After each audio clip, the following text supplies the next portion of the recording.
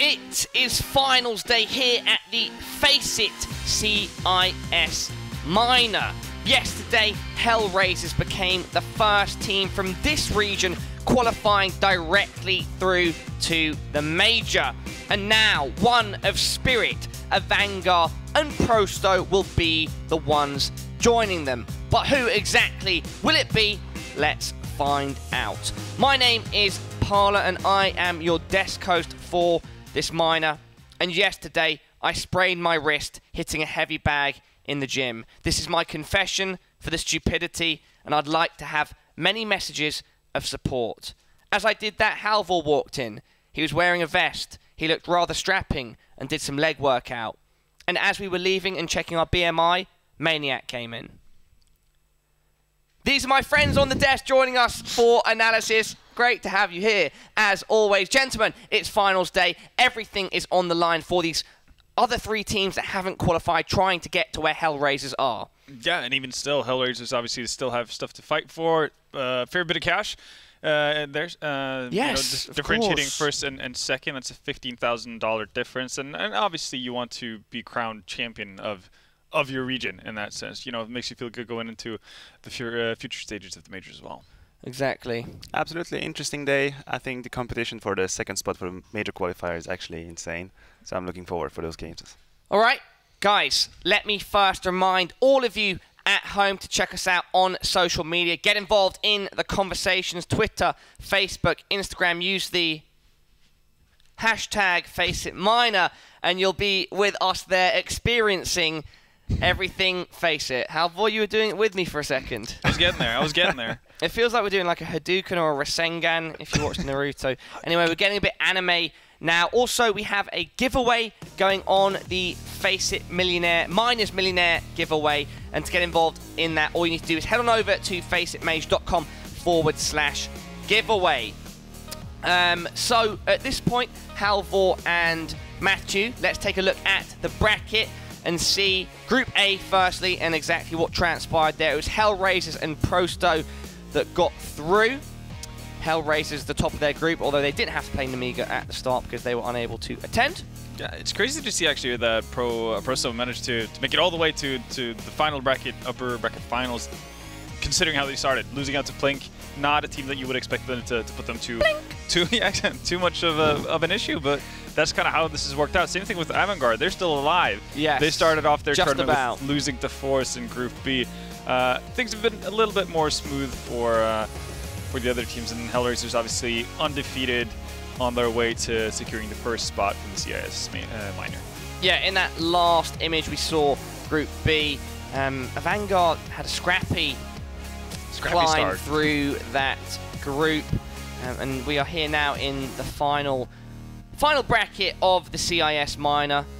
And today we will start off with Spirit versus Avangar, and then we will see Prosto versus the winner of that match. And Hellraisers are waiting in that grand final. Now, of course, the main reason why these guys are competing is for a chance at that major. Hellraisers have secured one of those spots, but there's also $50,000 on the line, $30,000 for first place. That's a pretty hefty prize pool. That's a lot of money. That's a lot of nice things you can go out and get for yourself. Nice clothes. Nice everything. You could get something. Actually, you could get some shoes, Paula. Or maybe wrist surgery. Yeah, actually, I'm in quite a bit of pain. Maybe some reconstructive surgery. Maybe we can save Gordon. Gordon, I'm sorry about what happened yesterday, and I hope that over the course of today you can recover. We could melon-proof the studio. Sorry? We could melon-proof. Melon-proof. Yeah. Melon-proof. Yeah. You know, melon-proof. I thought we were making like an improve pun. No. Melon-proof. Okay, yeah, yes, we can melon-proof the studio. Guys, how about we take a look at Spirit and Avangar in a bit more detail and get to know these guys a little bit better. After a loss against Prosto, Spirit find themselves facing Avangar in our first best of 3 of the day. Although train was a close affair, Coldy's hard work did not come to fruition, and Spirit will need to fight for their chance for survival. Avangar also come off a loss against Hellraisers. Although the side gave Angel's boys a run for their money on cash, Issa ultimately proved dominant. and Avangar will need to prove they are still a contender for the challenger's spot. Yes, they will have to do quite a bit of hard work to prove that they have what it takes to get that second spot along with Hellraisers.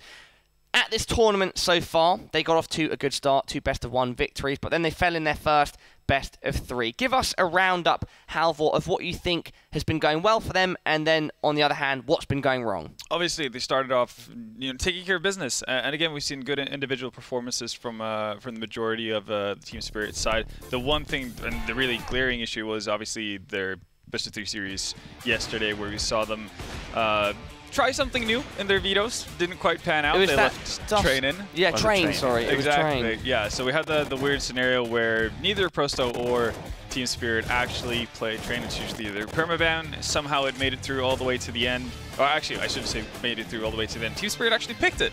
Yeah, and afterwards, when Frey was doing that interview, Prosto, who ended up winning that series 2-0, they did just say, yeah, we definitely don't play train either. Yeah. And at the time, we were just finding our shots and seemed to play better in the moment. They didn't.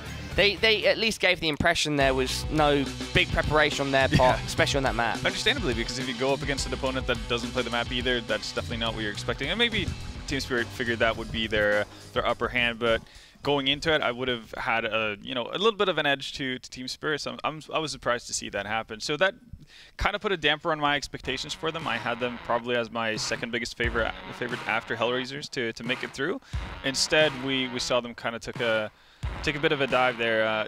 New day though, new opportunities, new chances to ban train and not play it again. And I think that's what we're going to see here. And they have had some pretty solid performances even still. Like even with the kind of iffy best-of-3 yesterday, Coldy still maintained his good streak of just playing for him. I think Samdayang had a bit of a lackluster series, but overall been doing pretty well for himself. Same thing goes for Davkal. So they have a lot to still play with when they go further here and try to progress to get that second spot.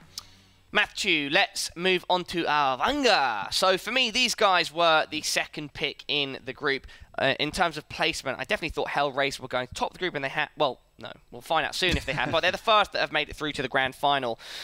Avangar, as of recent, have been trying to kind of really excel in terms of climbing the ladder, so to speak. And here, I thought they were going to continue that momentum, which they found a bit recently. But unfortunately, it didn't go to plan straight away. And overall, their journey to this point of the competition has been a bit scrappy and not necessarily optimal. Yeah, absolutely. I agree with you. I think scrappy would be the word for Avangar. Once again, they came here with kind of the reputation of being not really an underdog, but like a team that has made, that are impressed. They have impressed over the last month, and I think we were expecting a little bit more from them. Also, on the statistical individual point of view, this is not really a good tournament for them so far. I think only Krisen is like above the one rating, which is, you would expect them to do so. On the plus side for them, they have played many maps at this event. They are the team that played the most maps, so you could argue that going into this last day where everything matters, they have had the chances to test everything, to pan out the waters. They know which map they want to play, which map they don't want to play. I think another plus side for them were the city side. I think they actually managed to play aggressive as they should. They also said in an interview that's where they actually feel they played their best CS, so I think they have to keep this aggression for the city side if they want to do, or if they want to have any chance at the second spot for the major qualifier. But the real problem, in my opinion, was their T side. We saw it against Hellraisers. City side, quite convincing. T side, that was really too disjointed. I think they gave away rounds where they had advantages. They would take the first entry, they would then just go one by one. They would allow a lot of multi-kills. We were talking about Isa, Deadfox, all these players who had amazing multi-kills against Avangar. But there's always a reason to it. If you manage to get 3 or 4 kills, generally it's because your team, your opponent allows it somehow. So disjointed T side, good city side, but I hope they've had time to kind of put it all together and give a better impression today. Thank you, Matthew, for that. Maps. Let's get into the discussion of this veto and where we might end up. Halvor, what are your initial thoughts? I mean, first off, I think the map veto is going to be absolutely crucial for both teams, as it usually is, but it might even play more of a big deal, really, versus these two teams. They've played each other quite a bit, actually, in the past, obviously being from the same region. I definitely think we've seen Spirit learn from their mistake yesterday. They're going to ban Train, especially because now they're not going up against another team that hasn't necessarily played the map at all. Train is definitely one of the comfort picks for Avangar in that sense. They do pretty well on it. So expecting that to be gone pretty quickly. And the issue for Avangar here, they've had a permaban of Nuke pretty much the entire time. That leaves a map like Dust 2 open, and Spirit have not been afraid of picking it. So I see that being kind of just the immediate route that Spirit should take at least. And that's how they can get the best kind of start going into the game and a bit of an upper hand. As for Avangar's pick, they obviously have the choice between going to Cache or something like Mirage, which is again is probably their strongest maps altogether, but that's also maps that Spirit play quite a bit. So finally, we do see actually, yeah, Nuke being the permaban as always for Avangar. Same thing for Spirit. They've gone back to what they know, and Cache is going to be the pick. It's not going to be Mirage for Avangar, and I don't think they can go wrong with that in that sense, but I do still think it's going to be a tough challenge versus a team like Spirit. Matthew, how important is the veto when we look at a situation like this where there are two teams who have played each other quite a bit and the wins and losses between them are very even, and they've played each other on a very broad range of maps? Well, I think it's a little bit of a mind game, because if you have played many times against a team, you go into the veto with somewhat of an idea what maps they like to play, what they don't, and I guess then it depends on the preparation before the event. Maybe a team have put much work into a map than not another one. So it's a little bit of a mind game. I was actually wondering if Avangar would go for the Inferno pick instead of Cache, because that has been the first veto of Spirit throughout the event, and Avangar had many occasions to play it. They go for the Cache pick. Dust 2 pick, as you said, like kind of risky punish pick against Avangar for Spirit. I think it's pretty interesting. They got destroyed by Hellraisers. Funnily enough, this is the exact same veto that these guys played out during the closed qualifier for this minor. Yeah, it went Cache, Dust 2, and then the side map was Inferno. And in that, it went in favour of Spirit, and very much so on Dust 2. It was very one-sided on that map. Yeah, Avangar haven't had the greatest of showings on Dust 2. We talked about that when we saw them yesterday as well when that map cropped up. The fact that, yeah, they've played it, but their win rates aren't necessarily that impressive. Their opponents that they've gone up against on that map aren't necessarily too impressive, which, again, all culminates to the fact that you don't have too much confidence in what Avangar can actually pose with that. And then you add to the fact that they've had very disjointed T-sides as well. That's something that rarely spells success on a map like Dust 2. We saw one of the biggest reasons why Energy, for instance, in the Americas minors fell so hard on Dust 2 was because they couldn't put together a proper execute or a proper push towards the site as a unit, as a team. It was just individuals flying about all over the place, making it easy to get pickoffs, and it becomes too much of an individual game at that point. And even though Dust 2 allows individuals to shine, you can't win games at this level in that way. Well, Halvor, Halvor and Matthew, I mixed the two names together. During this CIS minor, we've had a good mixture of teams. Some, the lesser known, trying to prove themselves, some middle grounds, and then the likes of Hellraisers kind of at the top. At least that's what we perceived beforehand. At this point, I would say this matchup might be the toughest to predict so far, and I'd like you guys to do that next. I would definitely get on board with that. It's two very evenly matched teams that play each other a ton, so the familiarity is there. That does lead to swings and results in that sense, so you can't necessarily put too much stock into what happened the last time they played, right? But for me, I'm going to go with what I came into this region really thinking. That's Spirit as a bit of a favorite, so I'm going to stick with them. Whether it's 2 or 3 maps, hard to tell, but I'm definitely I am seeing Team Spirit coming out ahead. Matthew? We can make a competition then. Yeah, okay, you're going with Avangar. That's fair. Time. Just mainly based on the veto, I think. I think Cache is a good map for Avangar. They have really challenged Hellraisers on this. Dust 2, obviously, I'm probably going to give that to Spirit. I would agree with you. But because Inferno is the 3rd map, and because Avangar have played it 200 times during this event, I kind of hope they're ready for it. So I'm going to go Avangar 2-1. You both raise great points. I am going to go with Avangar, considering this is the same veto that they played against Spirit. I think potentially this time, maybe there's a chance they predicted it. Who knows? Let's speak to our casters, James and Dan. Guys, have some fun with this one. Thank you very much, Mr. Parla. So we will be starting on Cache. I love Cache. You know, it was my favorite map for a very, very long time. But I feel like an album, you know, you play an album too much and then you just get used to all the songs. Although, you just need some time away, man. Start arguing with your girlfriend or something. Need some time away, everybody calm the hell down. Then come back and it's business as usual. Cache! Spirit will be starting on the T side. Sotfik has picked up a smoke grenade and a Molotov and a decoy grenade. At the moment, I actually don't have a button to press to select a decoy. I messed my config up. So if I pick one up by accident, I can't get rid of it unless I die. That is actually annoying, having to like find the scroll button, but I have no scroll for grenades anymore. then you're absolutely screwed then, yeah. It's like just permanently there. I have like mouse wheel up for jump and mouse wheel down for pistol, just to make sure if I need to quick switch in a fight, I don't accidentally pull out a grenade. That's not really working out either, so I'm going to change that back. Gotta have that mouse wheel up and down for jump. Extra security. So I like that we see the Molotov and the smoke onto Sotfik. Curious how that will come into play. Right now they've spread out, and so that makes it unclear for us as to what they're going to do. But okay, you can see Sotfik is gonna. I imagine that would be for CT spawn, indeed. So that's gonna block CT spawn and suggest a B play. And they have two players in middle as well to perhaps catch rotation and also really sell this. And they've got two players with the bomb. This is a very elaborate pistol. Is it going to work? Well, they have pulled rotation of two players. It was a four-man stack on the A side. They're like, oh my god, it's A. They lied to us. They lied to us. And now they're on the way back. But Crizin has secured the bomb. He's got Dima there as well. Now Sotfik finds himself alone. Is this too elaborate for a pistol round? Ultimately, all it takes is one click. Yeah. If the pistols were much weaker, you know, maybe.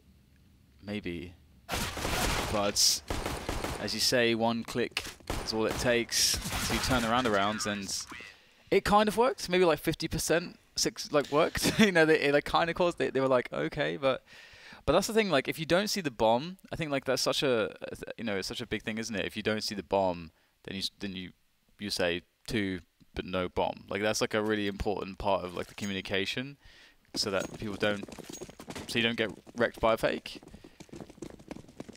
And you can't like carpet, like a lot of the fakes work by obscuring the bomb because there's so much utility. And so it's really hard to guess for the CTs on the defense. And that's generally how that can work and cause full rotations in buy rounds, but it's very hard with limited utility, I suppose. I respect the effort though. Yeah, I respect the effort. It's always nice to see innovation. Nothing wrong with trying something. Crizin and who is that? On my minimap I can't see a Buster. Okay, because for some reason on a big map, the floor in front of the B site is so bright that you can't see the person's name properly. There we go. Buster. You can see it on that screen on the laptop. It is even brighter. Team Spirit, I waited things out. Someone's on the phone to their mum. Mum, I'm playing Counter-Strike. Mum, come on. If your mother calls you down while you're playing Counter-Strike, do you pick up the phone? Probably, yeah. I don't pick up the phone for no one if I'm playing Counter-Strike. I'll just hold the L afterwards. Avangar might have to hold the L because Spirit have taken the A bomb site. Two flashes on the T side. Ooh, that could be a meaty grenade. The Molotov will force him from the position, but as you can see, the smoke is still up. So he is able to escape. But Crizin has cleared that position, at the very least. And that will help on this retake. Some pre-fire for Crizin. Not sure if he could even see Coldie there. Do they actually go for this Avangar? Because Jaime and Buster, now that all three of them are very, very low, and they can all just be shot once by these pistols. The bomb is quite ticked as well, and they don't have a defuse kit. I think that, I don't know, man. I suppose it depends on how much you want to win the round if you go for it in that situation. Because literally, like one pistol shot. What was that? One pistol shot, and two of your three players are gone. Sorry, we have a weird noise in our studio. We don't know what it is. It's hard to hear it with headphones on. Yeah. I was going absolutely mad. Wait, maybe it's... I don't know. Anyway, what do you think, Dan, in that situation? That's disturbing. Too low health CTs. I know, James. That noise threw me off massively. I think it's a marginal situation again. It's not very often you can say, oh, this is just wrong. We should have done this. But I think that that was time to cut the losses and say, look, man, we could get killed by Glocks. Let's back off. Team Spirit taking their time here, and we have the late mid take. Mid is nice to have on a run like this. There's not too much CTs can really do to trade out effectively, so it's a part of the map that you can reliably get. And then once you've gotten it, lots of information is gone for the CTs. You can get good splits on 2A. Obviously, you can set up B splits as well. There's a big threat of the B splits. You know, teams are often very afraid of that, but actually going towards A is often a bit better because it's much more open, and you can set up those A splits. And you can see Avangar, they've decided to go for the gamble towards a B stack. You have 2 players on A though, but it is much weaker generally as far as how many players are there for the CTs. So this is a pretty good choice for Team Spirit. Maybe they're making it a bit complicated though. They're all rotating back into middle now, and they've got 25 seconds. I'm not sure about this. I like the... Ooh, that's awkward. Now they've got to jump up, and the CTs will have the advantage there. It's interesting. It's a brave decision. I like the fact that they are willing to do it, but it's not going to happen for them. No. So the idea is they know that Avangar are in a situation where they want to commit to one bomb site, right? So they're like, okay, these guys are going to be all in on A, so let's rotate to B, but James, their guns are so much better, and they have twice as many players. And they just got a kill there and everything. It's like, what are you doing?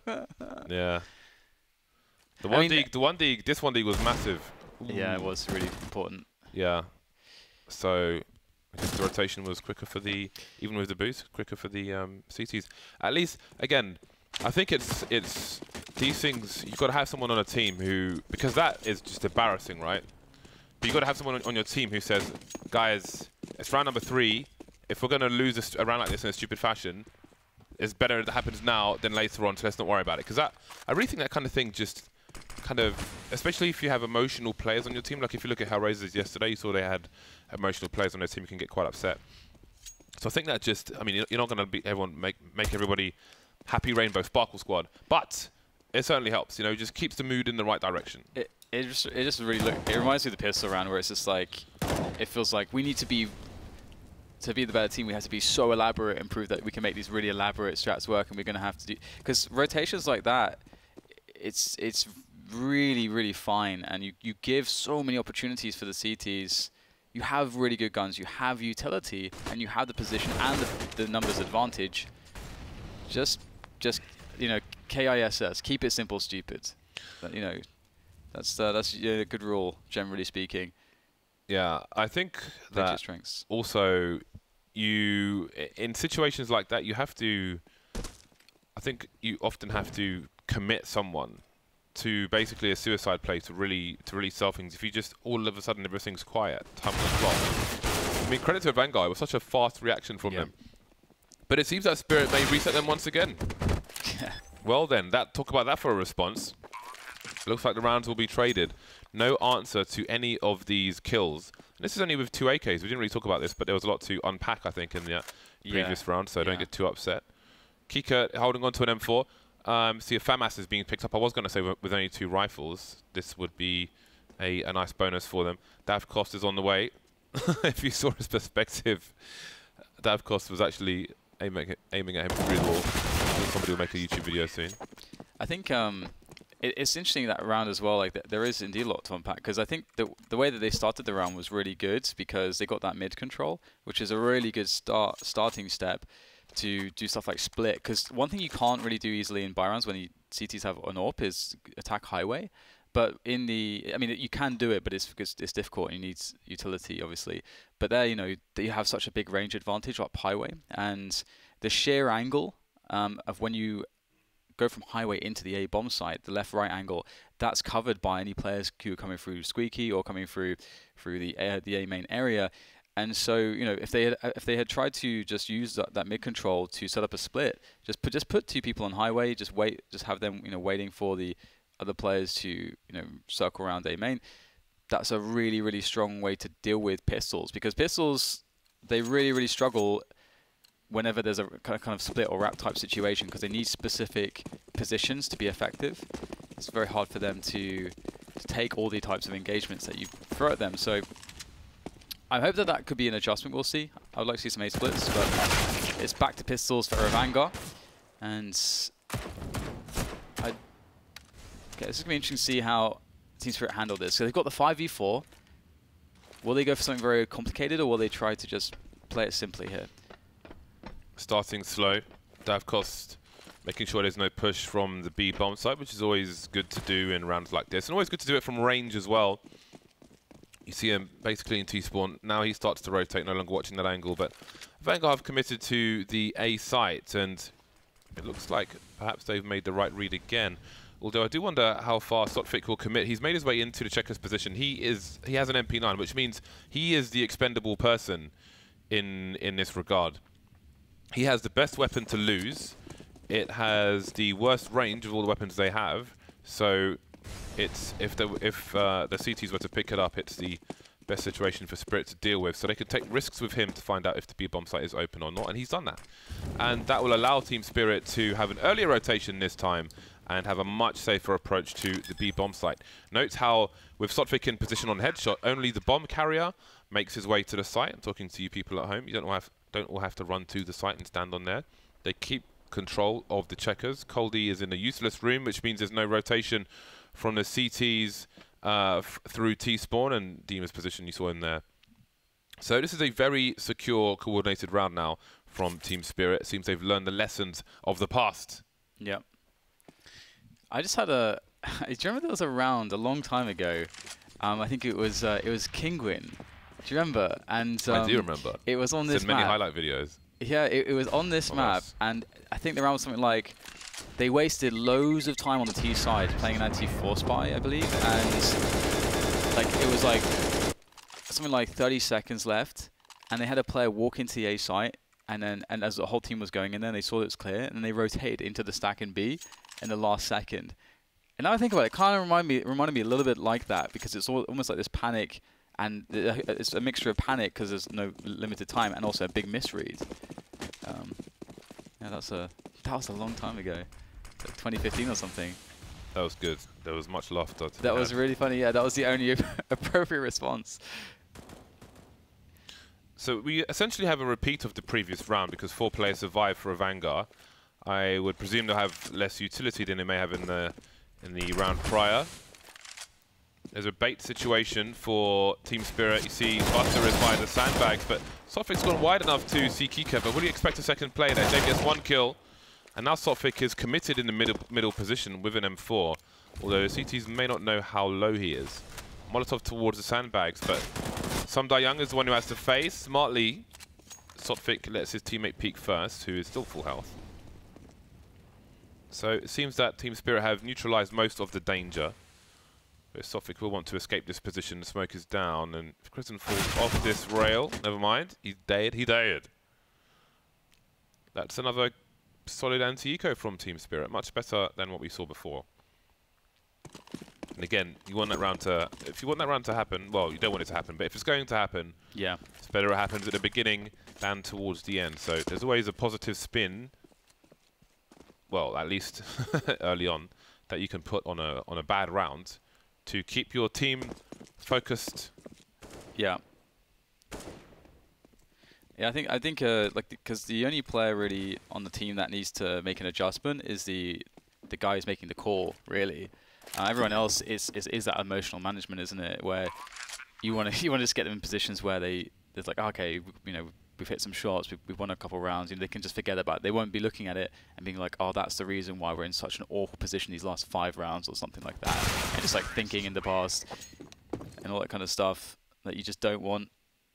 But for the caller, you can think, okay, this is an adjustment, maybe perhaps that I need to make on the next calls. All right, let's move on to the next one. It's really interesting, the psychology you can have like some runners, for example, if they are doing, let's say, there was this girl who was the youngest girl to row across the Atlantic Ocean, and I don't know how many miles it was, but let's say it was 3,000 miles. They don't think of it as 3,000 miles. They think of it as, well, probably 300. They think of it as like 1 mile 300 times. Yeah, yeah. You right? small chunk it. Yeah, so it's cool to think about Counter-Strike in that way as well. 1 round 16 times. Yeah, if the term psychology for that is called small chunking. So if you want to Google and find out like a wealth of material on that, it's definitely a spot on, really useful to know about for sure. Avangar. They got 2 smoke grenades with over a minute left in the round. That's not usually a good sign, but that's pretty nice. Coley caught out looking for something, and he's going to find something, but not what he wanted. And that's a nice return. So I think that was on top of the white box. Davcost leans, player lean, out towards that quad position, gets a pick off in towards A. That's a big problem for Avangar. Keycut investigating. They need to know what's going on. It looks like they've guessed maybe correctly. Team Spirit not committed yet. Keycut, we needed to win that. They are going to be very, very heavily biased towards A now after those 2 kills. I wonder if he saw the second player on the death cam. Either way, Avangar are very out of position now. So, I mean, Crism needs to find something here. He needs to win this duel. If he doesn't, that's a save. You could see Buster was looking to flank towards main, and he will back away immediately because, again, so out of position. You're only 1 man down, but it's not easy to get into strong positions and compromise the places the T's can stand post-plant in that situation. So now it's time to save once again. So it's been a difficult start for both teams, but of course Team Spirits are pulling away, and I mean, they had 1 round where they just fragged out with 2 AKs, and that doesn't bode well for Avangar for the rest of this half.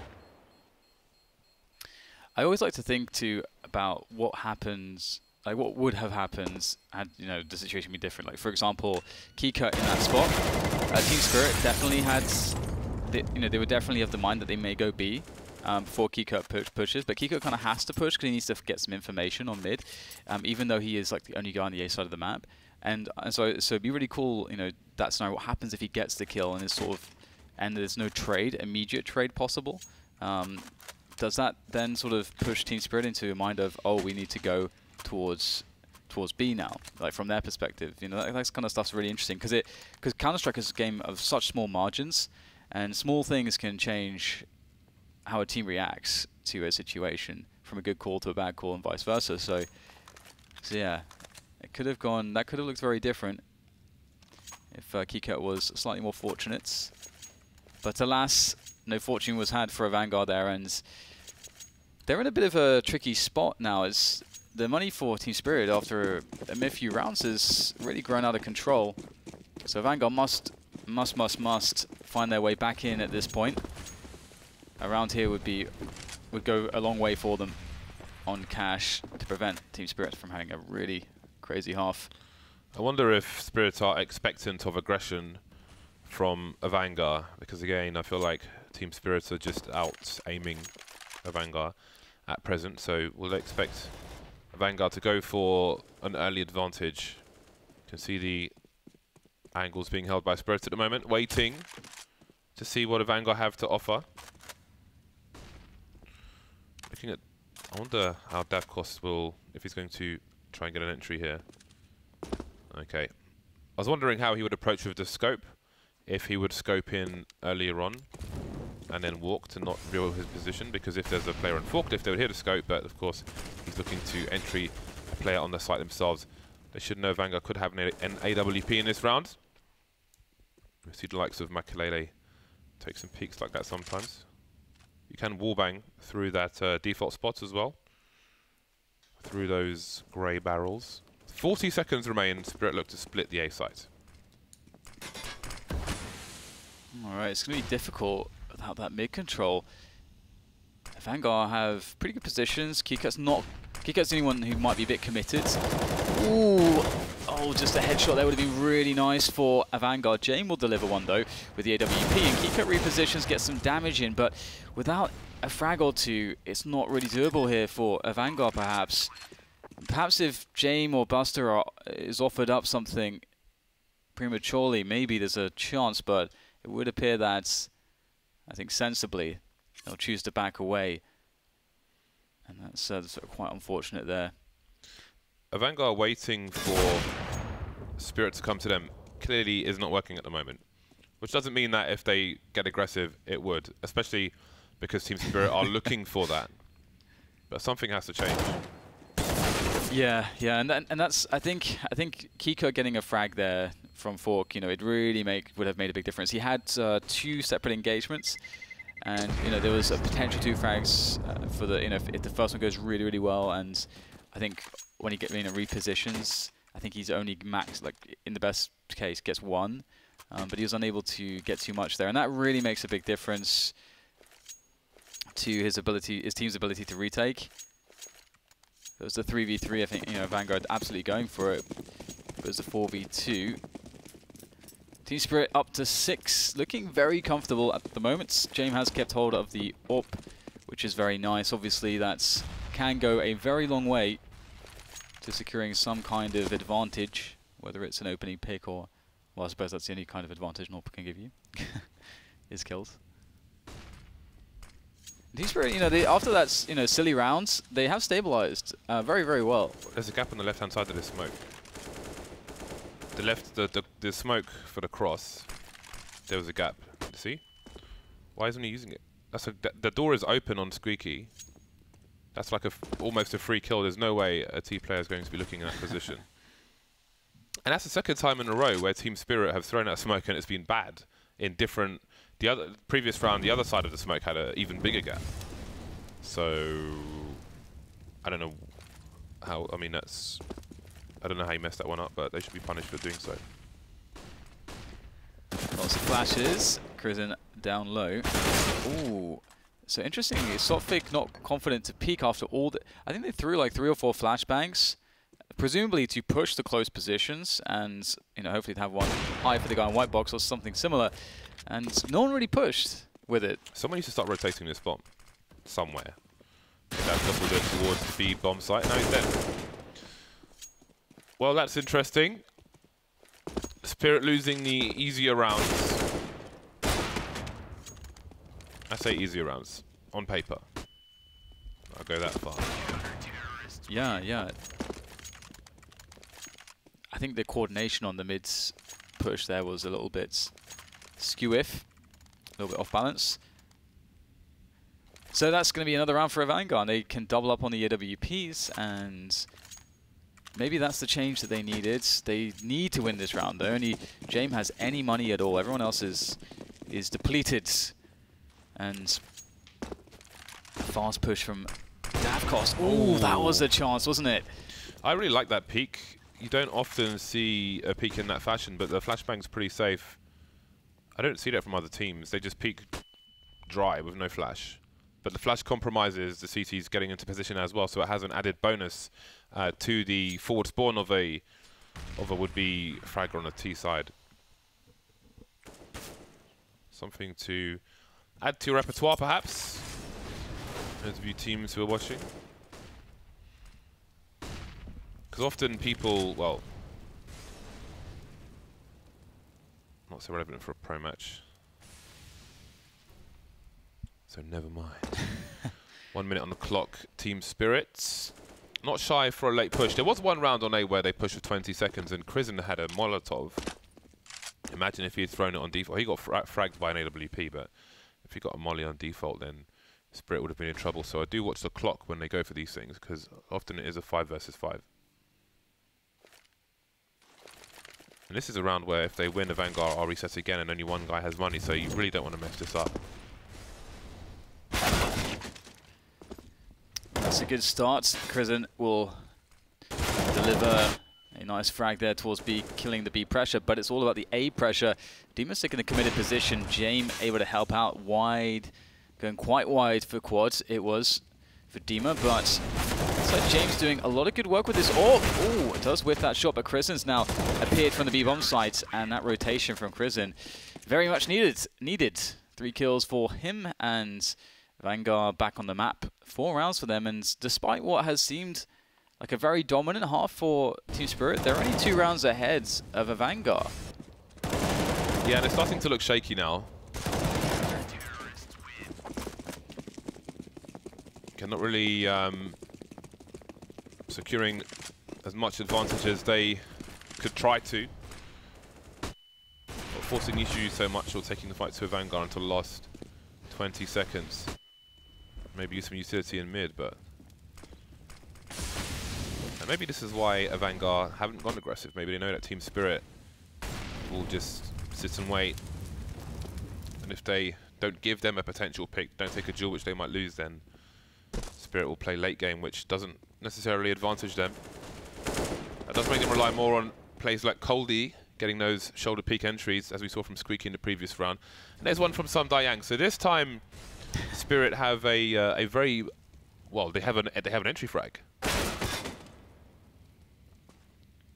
They have a man advantage. They had a man advantage pretty early, whereas some of the rounds we've seen before, they're pushing a slight 5v5 with 20 seconds. Speaking of which, they just lost a man, and it's 50 seconds left now. And they've got to make a call. They don't have mid. They don't have B storage or A storage. They don't have Squeaky so far. And it's going to be A. They're going to have an okay amount of time to go in, but they're going to have to push pretty quickly. They can't afford to walk. Got to go for those big peaks, and there's a big peak. Dima takes down Dimersic in middle, and looks like the A bomb site is compromised enormously, and the 2 warps will be saved for Avangar. That was pretty quick. Team Spirit's hand forced by the time, and they make it look pretty comfortable in the end. Earlier you called Sam Dayang Sam Dayang. I did, yeah, No, I did hear really that. funny. I just, like, let's just move on. Sam Dayang.